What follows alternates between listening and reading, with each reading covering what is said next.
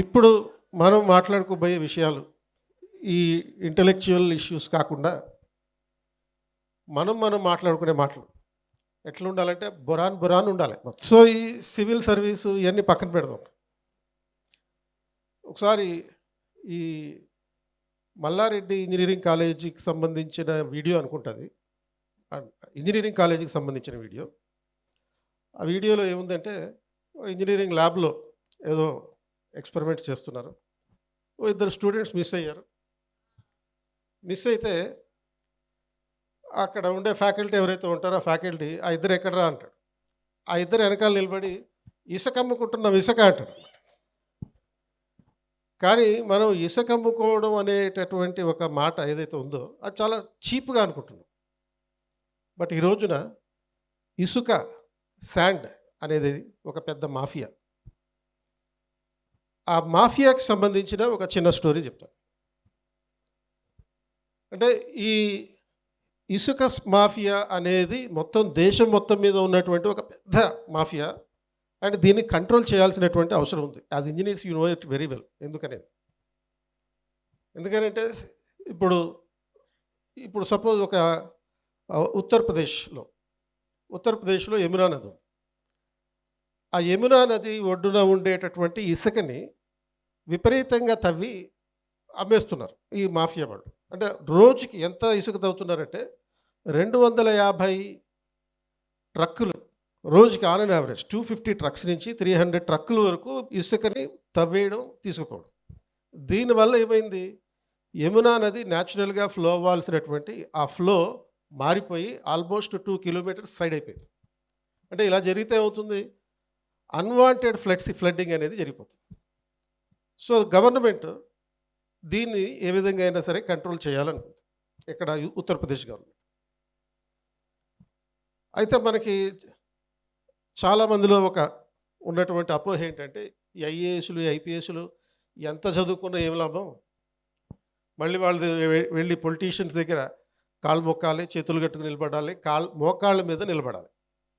ఇలాంటి ఒపీనియన్స్ చాలా ఉంటాయి. But there was an IAS officer, in fact there is an IAS officer in Uttar Pradesh, Durga Shakti Nagpal, 2010 batch. Durga Shakti Nagpal అనే ఈవిడ డిస్ట్రిక్ట్ కలెక్టర్గా ఒక ముఖ్యమంత్రినే లేపేసేటటువంటి, అంటే ఒక ముఖ్యమంత్రినే తన పదవి వదులుకునేటటువంటి పరిస్థితికి తీసుకొచ్చింది. అంటే ఒక ఐఏఎస్ ఆఫీసర్ తలుచుకుంటే ఏం చేయొచ్చు అనే దానికి ఈ Durga Shakti Nagpal is the best example. ఈవిడ ఈ ఇసుక మాఫియాకి ఈవిడికి సంబంధం ఏంటి? ఈ దుర్గాశక్తి నాగ్పాల్ ఆధ్వర్యంలో ఇసుక మాఫియాని కంట్రోల్ చేయాలని చెప్పి ఒక కమిటీ వేశారు. కమిటీ వేస్తే ఆల్మోస్ట్ 300 మంది మాఫియా డాన్లని వీడు అరెస్ట్ చేయించారు. వీళ్ళందరూ అల్టిమేట్గా అంటే రోజుకి 250 నుంచి 300 ట్రక్కుల ఇసుక అంటే దాని వాల్యూ ఎంత, నెలకి ఆల్మోస్ట్ 100 కోట్లు. ఈ 100 కోట్లలో 5% ప్రతి నెల కంపల్సరీగా ముఖ్యమంత్రికి కూడా వెళ్తుంది, డైరెక్ట్గా ఇంక వెళ్ళిపోవడం అంతే. దాన్ని కంట్రోల్ చేయడం కోసం ఈవిడ ఆల్మోస్ట్ 300 మందిని అరెస్ట్ చేసింది. అరెస్ట్ చేస్తే అల్టిమేట్గా ఎవరికి దెబ్బ, ముఖ్యమంత్రికి దెబ్బ. ఆయనకు వచ్చే 5% అనేది రాదు. ఆయన ఏం చేశాడు, ఈవిడ ఏ విధంగా అయినా సరే పదవి నుంచి తప్పించాలి అని చెప్పి ఆల్మోస్ట్ ఈ ప్రాసెస్లో, అంటే ఈవిడ్ని రిస్ట్రిక్ట్ చేసే ప్రాసెస్లో 15 సార్లు లైఫ్ అటెంప్ట్ చేశారు. ఆవిడ మీద మర్డర్ అటెంప్ట్ చేశారు. మర్డర్ అటెంప్ట్ చేసినా కానీ భయపడలేదు ఆవిడ. 15 సార్లు, 1-2 సార్లు కాదు, 15 సార్లు అటెంప్ట్ చేశారు, ప్రయత్నం చేశారు. But every attempt has failed. And finally ఈ ఇసుక మాఫియా ప్రోగ్రాంలో ఈ నివారించే ప్రోగ్రాంలో భాగంగా ఏదో చిన్న యాక్సిడెంట్ అయితే అప్పుడు ఆవిడని సస్పెండ్ చేశారు. బట్ రిమెంబర్ దట్ ఐఏఎస్ ఆఫీసర్ని స్టేట్ గవర్నమెంట్ సస్పెండ్ చేయలేదు. స్టేట్ గవర్నమెంట్ తొలగించలేదు, సస్పెండ్ చేయగలుగుతుంది కానీ రిమూవ్ చేయలేదు. సస్పెండ్ చేయడం అంటే ఏంటి, తాత్కాలికంగా ఒక 4 రోజులు 10 రోజులు డ్యూటీకి రాకుండా ఆపగలుగుతారు తప్ప రిమూవ్ చేసే అధికారం రాష్ట్ర ప్రభుత్వానికి, ముఖ్యమంత్రితో సహా ఎవరికి లేదు. An IAS officer can only be removed by the central government. కేంద్ర ప్రభుత్వం మాత్రమే తొలగించగలుగుతుంది.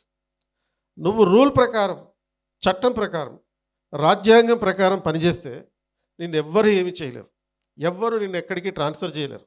సస్పెండ్ మాత్రమే చేయగలుగుతారు తప్ప ఏ రకమైనటువంటి డిసిప్లినరీ యాక్షన్ తీసుకునేటటువంటి అవకాశం కూడా లేదు. And the suspension was revoked in just a span of 10 days. కేవలం 10 రోజుల్లో ఆ సస్పెన్షన్ని తొలగించాల్సి వచ్చింది కేంద్ర ప్రభుత్వం ఇంటర్ఫియర్ కావడంతో. అండ్ ఆ ప్రభావం అంటే అరౌండ్ 2014 ఆ టైంలో జరిగినటువంటి ఈ సంఘటన, ఆ ప్రభావంతో అఖిలేష్ యాదవ్ అనే సీఎం పదవి కోల్పోవలసి వచ్చింది. కొత్త సీఎం యోగి ఆదిత్యనాథ్ అధికారంలోకి వచ్చారు తర్వాత, ఆ నెక్స్ట్ తర్వాత జరిగినటువంటి ఎలక్షన్. అంటే ఒక ఆఫీసర్ తలుచుకుంటే ప్రభుత్వాలే మారిపోతాయి. సో అటువంటి కెపాసిటీ ఒక ఐఏఎస్ ఆఫీసర్కి ఉంటుంది. ఒక దేశం యొక్క భవిష్యత్తుని మార్చగలిగేటటువంటి సామర్థ్యం ఐఏఎస్ ఆఫీసర్లకు ఉంటుంది.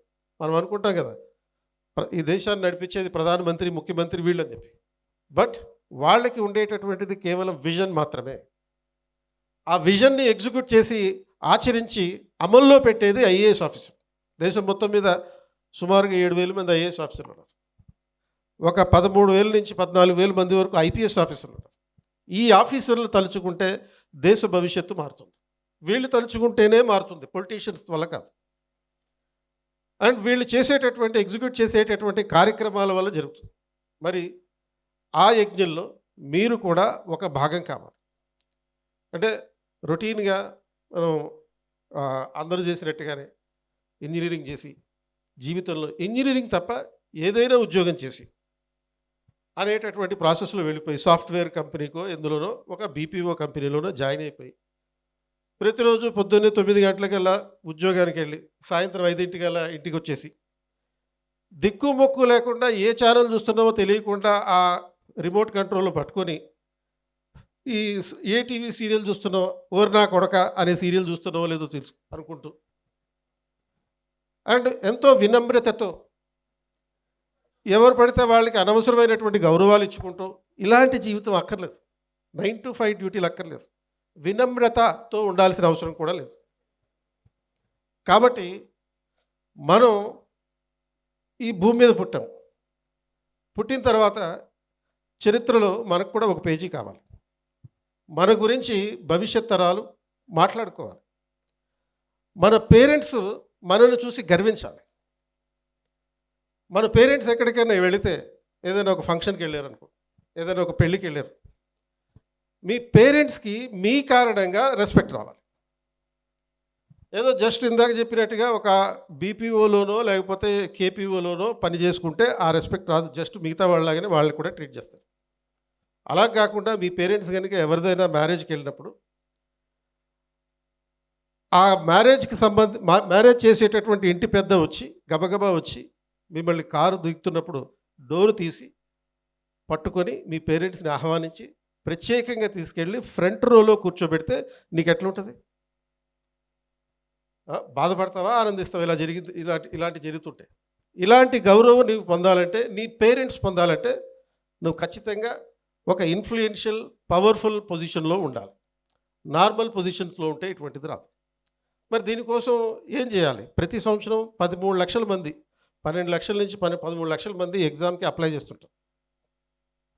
అప్లై చేసినప్పుడు దాంట్లో ఒక 1000 నుంచి 1200 పోస్టులు ఉంటుంటాయి ఈ సివిల్ సర్వీస్కి సంబంధించి. అంటే మరి అటువంటి పవర్ఫుల్ ఇన్ఫ్లుయెన్షియల్ పొజిషన్కి వెళ్ళాలి అంటే మనం చేయాల్సినటువంటి యాక్టివిటీ కూడా మినిమం మీరేం చేయాలంటే 1 year కష్టపడాలి. అంటే డిగ్రీ తర్వాత మీ గ్రాడ్యుయేషన్ అయిపోయిన తర్వాత 1 year దానికి పెట్టడం జరిగితే definitely you will be in the position in the civil services. And ఇదేది అసాధారణమైనటువంటి విద్య కాదు, మేధావులు చేసే పని కూడా కాదు. UPSC is expecting the candidate to be average intelligent but not extraordinary intelligent. అంటే యావరేజ్ ఇంటెలిజెన్స్ అంటే ఏంటి? రోజువారీ మన జీవితంలో ఎదుర్కొనే సమస్యల్ని సింపుల్ సొల్యూషన్స్తో పరిష్కరించగలిగితే చాలు, నువ్వు యావరేజ్ ఇంటెలిజెన్స్ ఉన్నట్టు. అండ్ చాలామంది అనుకుంటారు యూపీఎస్సీ ఇంటర్వ్యూ అంటే అదేదో పెద్ద పెద్ద ఇంటర్వ్యూలు ఉంటాయి, దానికి ఆన్సర్లు మనం చెప్పలేమని అనుకుంటారు. But the interview is all about you and your biodata.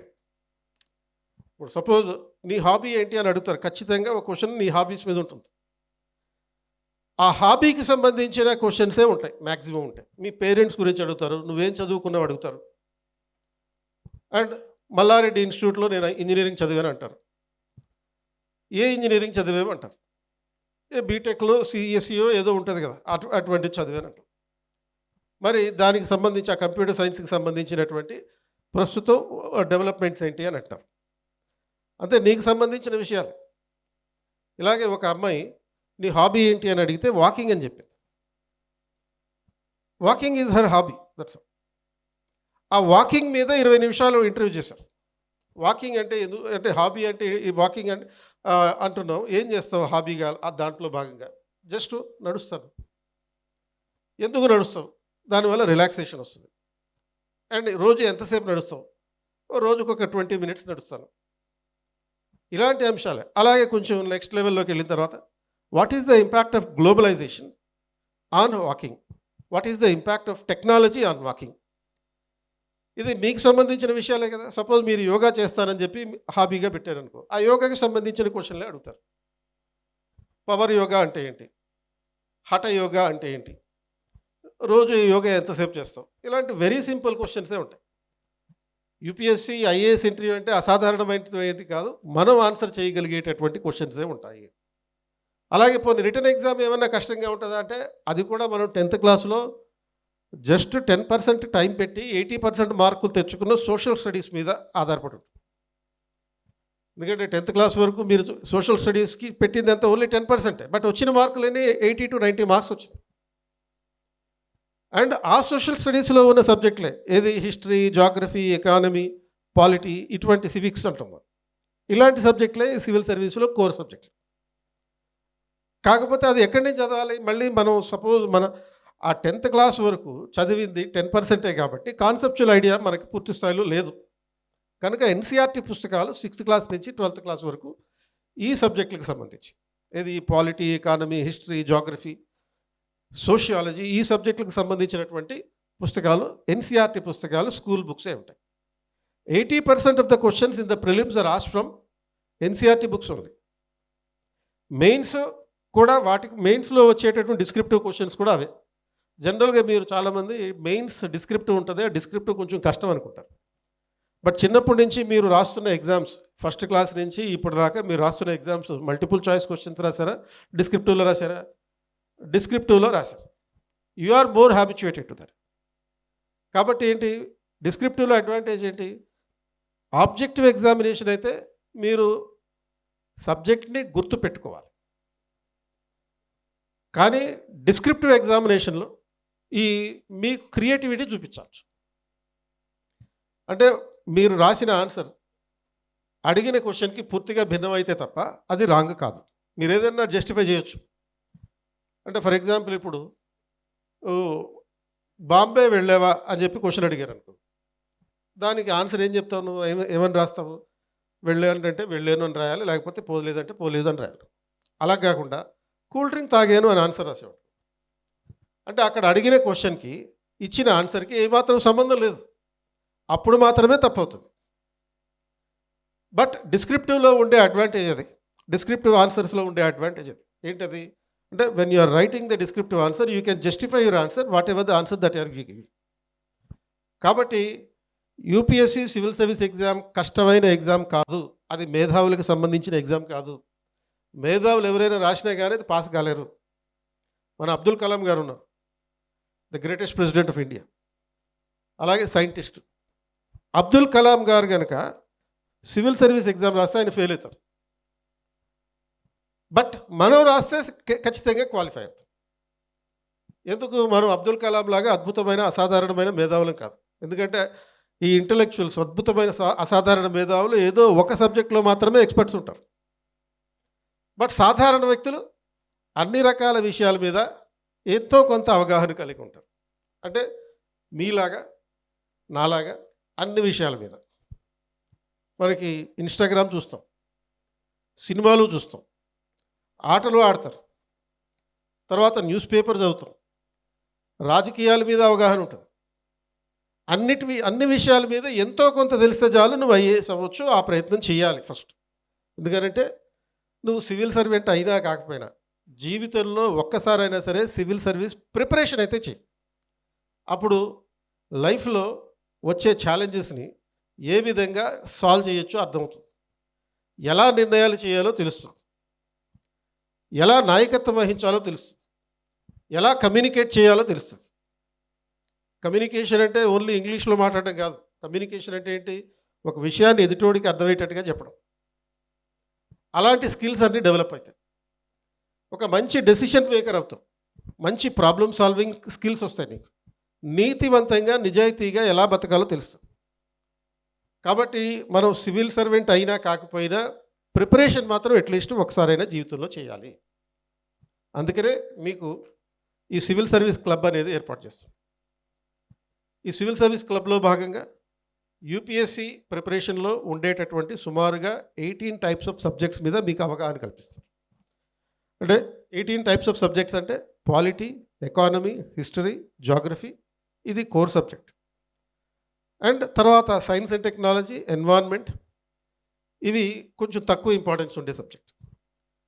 Next Indian social issues, అంటే ఇండియన్ సొసైటీకి సంబంధించిన అంశాలు, ఇండియన్ కల్చర్, వరల్డ్ హిస్టరీ, ఆ తర్వాత social justice, governance, international relations, internal security, disaster management, ethics, integrity and aptitude. ఇన్ని రకాల ఇవన్నీ కూడా జనరల్ సబ్జెక్ట్సే. You don't have to have any in depth knowledge of all these things. So వీటన్నిటి మీద మీకు మౌలికమైన అవగాహన కల్పించడం జరుగుతుంది. ఎందుకంటే వీటి మీద అవగాహన వస్తే క్యాంపస్ ఇంటర్వ్యూస్లో కూడా మీరు సక్సెస్ అవుతారు. ఏదైనా మైక్రోసాఫ్ట్కో లేకపోతే గూగుల్ కంపెనీకో వెళ్ళాలంటే అంటే మీరు కూడా సత్యం శివం సుందరం లాగా వెళ్ళిపోవచ్చు. వీళ్ళెవరు ఈ సత్యం శివం సుందరం? సత్య నాదెళ్ళ, శివ నాడార్, సుందర్ పిచాయ్. ఈ ముగ్గురులాగా మీరు కూడా వెళ్ళగలగాలి. ఎందుకంటే ప్రస్తుతం ఈ కంపెనీలు, పెద్ద పెద్ద కంపెనీలు కేవలం టెక్నికల్ నాలెడ్జే కాకుండా సాఫ్ట్ స్కిల్స్ కూడా పరిశీలిస్తుంది. మరి ఆ సాఫ్ట్ స్కిల్స్ అంటే ఏంటి? సాఫ్ట్వేర్ స్కిల్స్ కాదు, మనకి హ్యూమన్ రిలేషన్ స్కిల్స్. ఆ హ్యూమన్ రిలేషన్ స్కిల్స్ని అందించడానికి సంబంధించినటువంటిది ఇది మొత్తం. కాబట్టి మీకు క్యాంపస్ రిక్రూట్మెంట్లో ఇంటర్వ్యూ చేసేటప్పుడు ఇటువంటివన్నీ గమనిస్తారు. ఎథికల్ ఇంటిగ్రిటీ ఉందా లేదా, ప్రాబ్లమ్ సాల్వింగ్ స్కిల్స్ ఉన్నాయా లేవా. ఎందుకంటే ఒక పెద్ద కంపెనీకి సుందర్ పిచాయ్ లాగా నువ్వు కూడా వెళ్ళావనుకో, ఒక చీఫ్ ఎగ్జిక్యూటివ్ అయ్యావనుకో, ఆ చీఫ్ ఎగ్జిక్యూటివ్గా నువ్వు చేయాల్సిన పని ఏంటి? Problem solving, leading a team, ఒక టీమ్ని లీడ్ చేయడం, ఇలాంటి స్కిల్స్ అన్నీ ఇక్కడ నేర్పిస్తున్నాం. కాబట్టి దిస్ ఈజ్ యూస్ఫుల్. ఈ సివిల్ సర్వీస్ క్లబ్లో కనుక మీరు చేరితే it is useful for both civil services preparation as well as for your campus recruitment.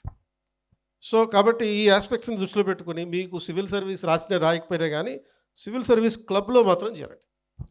ఒక 24 అవర్స్ సెషన్స్ ఉంటాయి. అంటే అక్రాస్ వీక్లీ ఒక 2 సెషన్స్.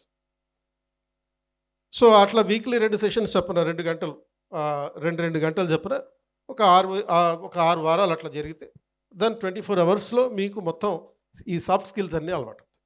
దానివల్ల మీరు ఏ రంగంలో ఉన్న ఫ్యూచర్లో నెంబర్ 1 పొజిషన్లో ఉంటారని మాత్రం చెప్పగలుగుతాను. All the best.